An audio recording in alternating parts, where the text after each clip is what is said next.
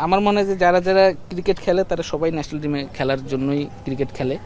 আমিও স্বপ্ন দেখি এবং এটা বিশ্বাস করি যে এখনও অপরচুনিটি আছে। ন্যাশনাল টিমে আপনি পারফর্ম করলে অবশ্যই ন্যাশনাল টিমে খেলতে পারবেন। বাট এখন আপনি যদি পারফর্ম করেন, সেটার মূল্যায়ন যদি ক্রিকেট বোর্ড করে, তাহলে অবশ্যই আপনি পারফর্ম করতে পারবেন। কারণ আপনি যদি দেখেন লাস্ট ইয়ার যেবার আমি বিপিএল ভালো খেললাম, তারপরে কিন্তু আমাকে এ টিমে বলেন বা প্র্যাকটিস ম্যাচ বলেন বা তারপরে যে টাইগার্স ক্রিকেট আরও তো অনেক ধরনের খেলা ছিল, আমাকে কিন্তু কোথাও ডাকে নাই।